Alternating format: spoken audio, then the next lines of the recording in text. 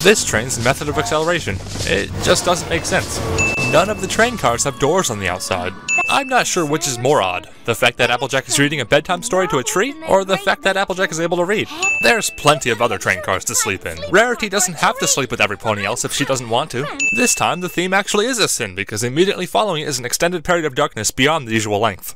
Rainbow Dash only just now notices how fast the train is going. Also, only the Pegasi have ladders to their upper bunks. Kind of ironic. Season 1's shading. Gruñón el dragón mágico. Marijuana joke. Now go argue about this sin's validity in the comments. It's never implied how the buffalo know to attack the train, or even the caboose for that matter. Pretty convenient and unrealistic of them to keep Bloomberg in the far rear and Bunk all the way in the front. The train isn't riding on the tracks. Es muy rápida para ser tan robusta. Dash just called Little Strongheart fat. If she's flying just above the train cars and right behind Little Strongheart, how does she manage to crash into a sign? Applejack was in the same train car as Spike, yet somehow she managed to get out in time. What's Spike's excuse? Little Strongheart, and she's gone. Bienvenidos a Appaloosa! Rule 63 Caramel. Esos de allá son los dibujantes de carruajes. Nope, I don't think I can top that bad of a pun.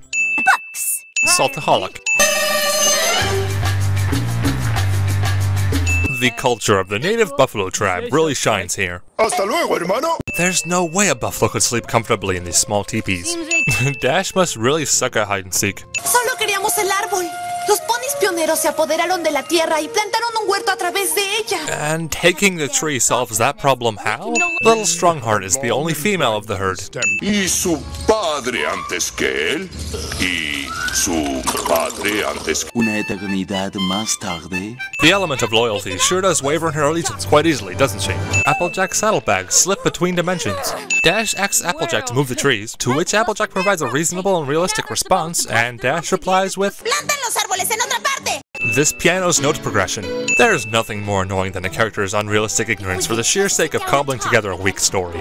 We gotta make sure these apples are clean before we throw them into our enemies' faces. ¿Por qué nadie quiere ser razonable y racional? YouTube comments. How does the chief remain standing while applying war paint? This little patch of trees and cluster of buildings is what the buffalo were so upset about? They can't go around or simply stroll peacefully through this? Mysterious line floating high in the sky.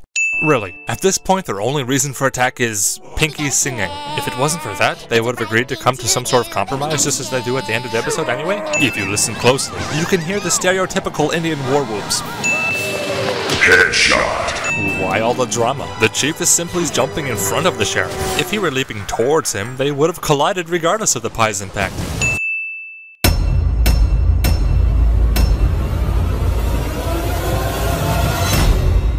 Can I please have more of that mushy stuff?